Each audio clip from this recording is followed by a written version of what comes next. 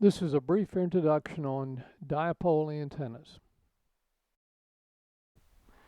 The most common basic dipole is approximately 1/2 wavelength long and fed in the center with 50 ohm coax. Preferably it is horizontal and about 1/2 wavelength above the ground. Such a dipole is really a good antenna. It has many advantages over more complex antennas. Most antennas are evaluated in terms of gain. One factor that is sometimes overlooked is the pattern of the antenna. Just where is that gain? Gain can never be in all directions at once. You must sacrifice gain in one direction to have it in another. We should always talk about gain in reference to something. We sometimes use gain relative to a dipole, but this really is not a good thing to do. The gain of a real dipole depends on its height above ground, the direction it is pointed, and the elevation angle. The best way to describe gain is to use dBi. The reference, or 0 dBi, assumes that all of the available power is radiated equally in all directions. Mathematically, this is an easy calculation and is very precise. I will in almost all cases use dBi when comparing antenna gain. The gain of a horizontal half-wave dipole is about 7 dBi. That gain is broadside to the antenna axis. This is the plot of a horizontal dipole, 1/2 wavelength above the ground. Okay, in order to understand what this chart means, we are looking down on a half-wave dipole antenna. The dipole wire is running vertically up and down on the chart so that the maximum radiation is broadside to the dipole. The maximum gain off the broadside of the dipole is equal on either side, 7.6 dBi gain. Off the ends of the dipole, the signal is reduced about 10 dB. What this means is if you're listening to somebody off the broadside of the dipole and you rotate the dipole 90 degrees until that person is off the end of the antenna, his signal strength will go down or decrease almost 10 dB, and that is a significant decrease. Now this chart is showing the elevation angles or takeoff angle of radiation either to or from the antenna. By looking at the graph, we can see that the maximum radiation is at a 30-degree angle. Any radiation, either transmitted or received, above or below that 30-degree angle is not going to be as strong in intensity as it is at the 30-degree point. Now, so far we have talked about a dipole a half-wave above the ground, but the question frequently comes up, is a higher antenna better? And the answer is maybe, maybe not. Let's take a look at a graph of two antennas, one a half wave above the ground and one a full wave above the ground. In other words, one antenna is twice as high as the other. In this case, the red trace shows an antenna a half wave high. The blue trace an antenna a full wavelength high. Now, as we look at this, we notice the antenna that is a half wave high has only one lobe on each side. The one that is a full wave high has two lobes. And where you had a peak on the red graph, you have a null on the blue graph. Now what this means is the radiation from the dipole that is 1/2 wavelength above the ground peaks at 30 degrees. The radiation from the dipole that is 1 wavelength high has two peaks. It also has a null at 30 degrees.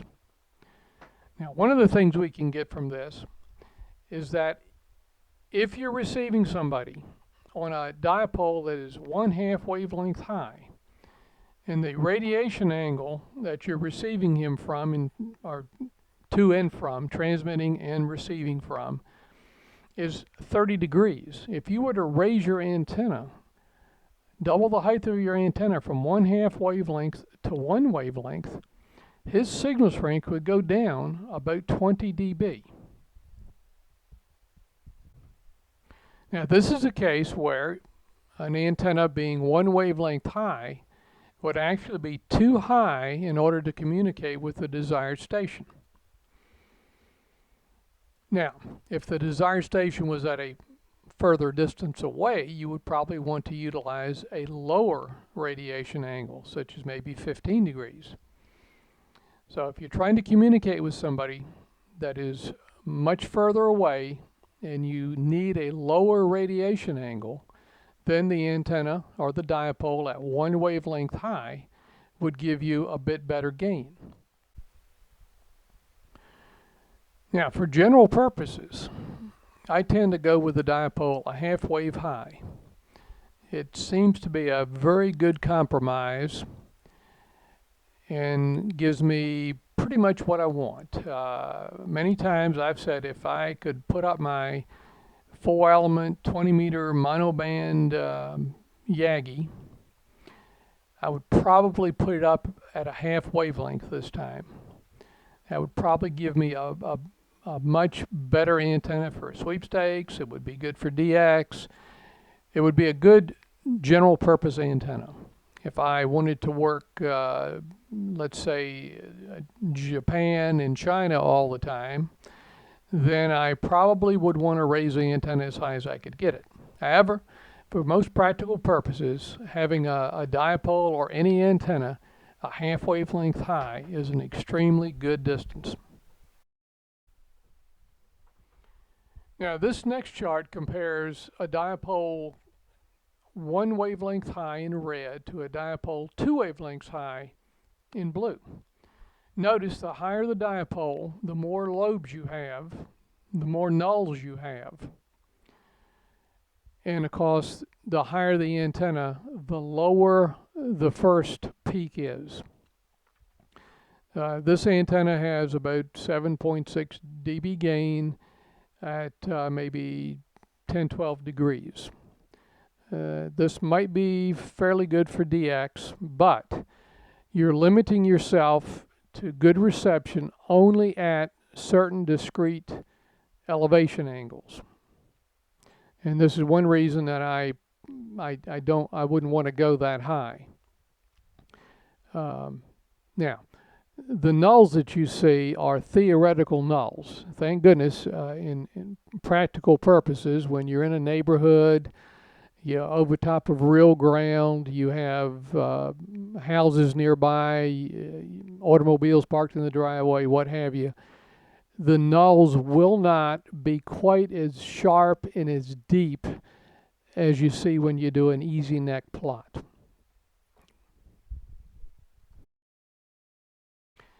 So all this probably leads you to the question, so what are the angles that we should really want? You know, what is a radiation angle that I would expect to talk to somebody, let's say in California, halfway across the United States, maybe somebody in Europe? What elevation angle would I need for Japan, Australia?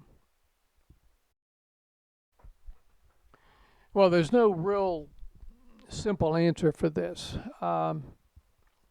This is a copy of a page out of one of my Virginia Tech textbooks when I studied radio wave propagation quite some years ago. Basically, not much has changed. This chart shows your single hop distance versus the radiation angle in degrees.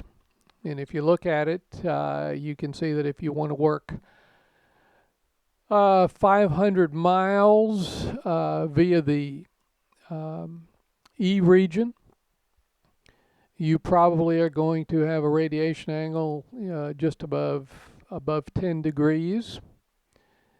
If you're going to use the F layer, your angles are going to be 40 degrees. 50 degrees, 60 degrees. It's quite a variation here. Now, what we see is A lot of this depends on which layer of the ionosphere that you're using. It also depends on the height of that layer. In general, like we're talking a single hop distance of 500 miles. If the F layer is moving up and down, you can expect to be using an angle of around 40 degrees to maybe 80 degrees for that 500-mile distance. Now, one thing that you will notice, and that will happen, is that as the level of the ionosphere, height of the ionosphere changes during your course of communication with somebody, you may find that the signal strength varies up and down. When the height of the ionosphere and all the other conditions are just perfect, you'll have a very strong signal. When the height of the ionosphere and other conditions change a little bit, the signal strength will fade down and then come back up again. So there's various things that are going to happen that you'll notice as you are in communications with somebody for any length of time at all. Now, I don't mean to imply that when you hear fading, it is all because of your antenna's radiation angle and the variation of the height of the ionosphere. Fading is a very complicated subject. It's going to be caused by changes in density of the ionosphere as well as the height of the ionosphere. So there's a whole lot involved when you hear signals fading in and out. In general, just before a band closes, the density of the ionosphere is decreasing, and as the density of the ionosphere decreases, it gets to a certain point where you have minimum absorption in the ionosphere, and you will find that signals are going to increase significantly in strength at a certain density, and usually that happens just before the band goes dead and you lose all contact with that station. Now here's another chart that shows about the same thing. This shows multiple hops. If you look at the first curve to the left, there's the number 1 there. That's a single hop distance versus elevation angle. And when you get out to a certain point, you're going to need to take 2 hops to make that distance. And when you drop back to 2 hops, you're back up to maybe the 15-degree angle again. And then as you increase your range, your optimal angle decreases to a point where then you need to use 3 hops. And then you're back up to something greater than 10 or 12 degrees. And then as the distance increases again, your angle will be lower, and then you will pop up to where you need to take 4 hops, and you'll be back up to 10 degrees again. So looking at this chart, you can see that 10 degrees is not a bad angle for an antenna. And it will cover multiple hops, 1 hop, 2 hop, 3 hops, 4 hops. And these are for extremely long distances. On the 15-meter band, most signals from northeast USA to Europe are just below the 5 and 10-degree angles. In that case, a dipole, 1 wavelength or 46 feet, would be excellent. Now, having gone through all of that, let's go back and look at the dipole a half-wave high. Even though it has its maximum radiation at 30 degrees, if we drop down to the 10-degree point, we can see that we're only about 3 dB down from the peak signal at 30 degrees. So even if we're trying to work DX in the neighborhood of 10 degrees, we are giving up about 3 dB of signal strength. Now, that's not that's not all that bad when you consider that you're gaining a whole lot more angle coverage. You can cover a whole lot more angles effectively with a dipole a half wave above the ground than you can a dipole that is one wave or two waves above the ground.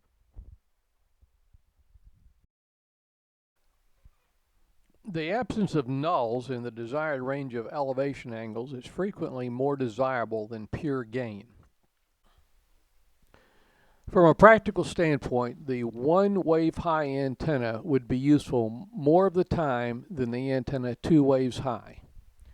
In some cases, the half wave high antenna is even more useful. I want to note at this point the really big contest stations have antennas at multiple heights, and they have them phased to give both gain and a broader elevation response than any one antenna. But that's beyond the scope of this particular discussion today. Now, this is a measurement I made on one of my 15-meter antennas. It was at 55 feet, and it was an excellent performing antenna. I use this mostly in DX contests. Now, there are many other dipole configurations. A dipole can be at any orientation from horizontal to vertical. The best performance is with a dipole fully horizontal. You get a full 7+ dBi gain off the broadside. As the dipole is rotated to the vertical position, the gain will decrease and the directivity decreases as well.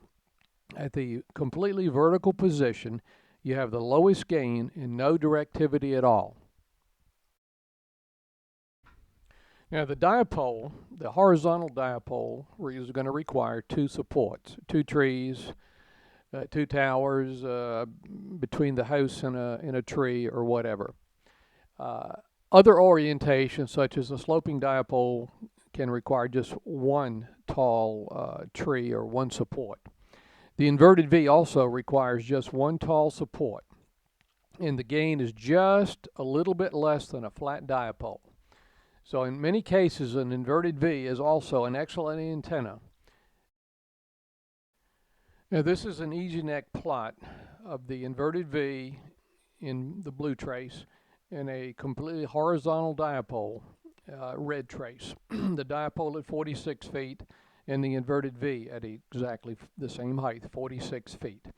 And as you can see by the plots, there's very little difference between the two antennas, with the horizontal dipole edging out the inverted V by just maybe 1 or 2 dB. And note also by looking at the plot that the inverted V has a little bit more radiation at the high elevation angles. And this might be of some advantage on 40 meters, probably not so much on the higher bands. Now, this plot shows a horizontal dipole, an inverted V, and a sloping 45-degree dipole at all at the same height, 46 feet. There are times when I use a sloping dipole. I can use one support, and I can walk the end out until the antenna is at about a 45-degree angle. This is significantly better than just a vertical dipole. It's not quite as good as an inverted V. So if I had my choice, I might go with the inverted V. That requires walking two ends out. The sloping dipole at a 45-degree, you only have to walk out one end. So there are times and locations, depending on your trees, your yard, and what have you, that a sloping dipole at about a 45-degree angle is maybe the best you can do. A lot easier to put up than a horizontal dipole, and you just may want to take a shortcut and do that. Right now at my current location, I have inverted V's and I have sloping dipoles. Due to the configuration of the trees and the amount of time that I wanted to put into it at this location, I opted not to try to get up any fully horizontal dipoles. and I'm having extremely good luck with inverted V's and sloping dipoles. Now this is a quick look at a plot of a 45-degree sloping dipole and an inverted V, both at the same height. This is at a very low elevation angle of 12 degrees, which would be good for DX into Europe in particular. And there is very, very little difference in radiation intensity at that 12-degree point. Here's a little variation of the simple dipole. A dipole with a reflector. You can take and add a parasitic element, either a reflector or a director, parallel to the dipole and spaced about 8 feet away to form a wire Yagi. Adding a reflector or director can give a significant increase in gain. This is a picture of my 15-meter wire Yagi. As you can see to the right, there is a conventional dipole fed with coax. To the left is you might call it a dipole. The center is not broken, so it is just a half-wave piece of wire. I'm using wooden spacers that I've varnished to hold the two elements at about 8 feet apart. I've done this very successfully on 10 meters and on 15 meters. Now this is an elevation plot of a 15-meter two-element sloper, a sloping dipole and a horizontal dipole at 46 feet. As you can see, and these are all just using one support.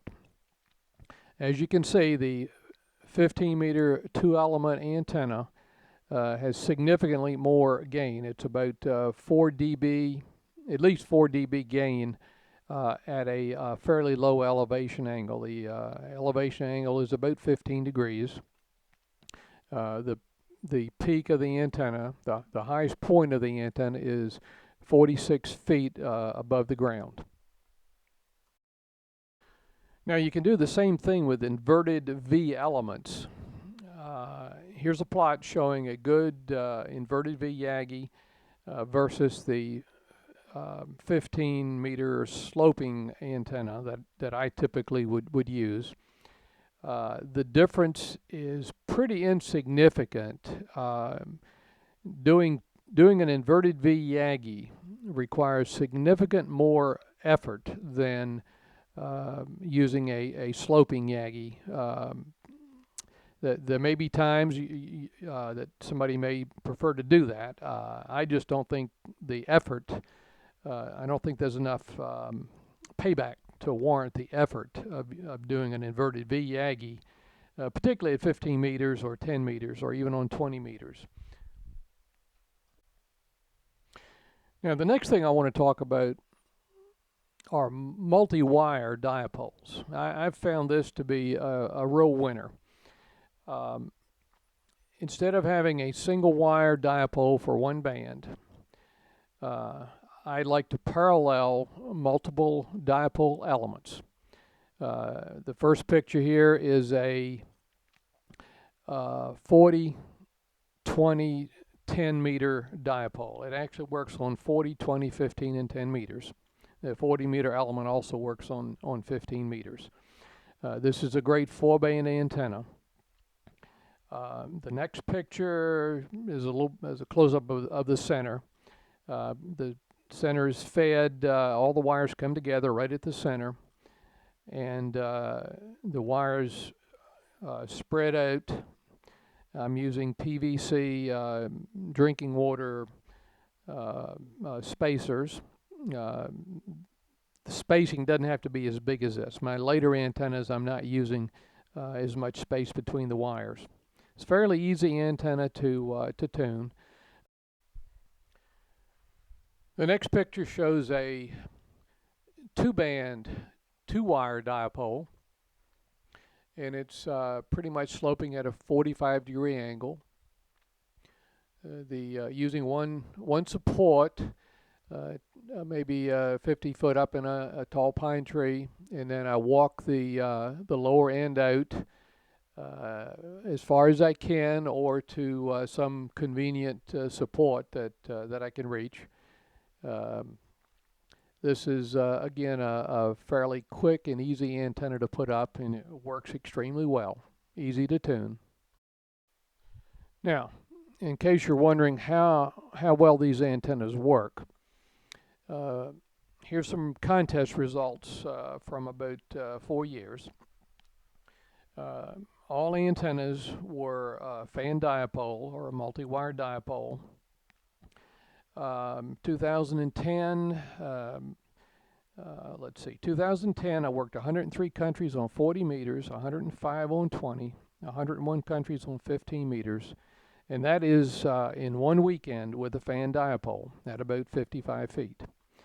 2011, 104 countries on 40, 104 on 20, 113 on 15, and 104 countries on 10 meters with a fan dipole. 2011 in the CQWW sideband contest, 101 countries on 20 meters, 112 countries on 10 meters with a fan dipole. And didn't quite make 100 countries on 15 meters in that contest. I only worked 96. Now, the point I want to make is you can work the world with simple dipole antennas. You can have a tremendous amount of fun. You can build your own antennas. It's inexpensive. You don't need anything extremely complicated to have fun in ham radio. In fact, I have some of the best times working contests with simple antennas. It's very, very satisfying to do a good job with something you built yourself.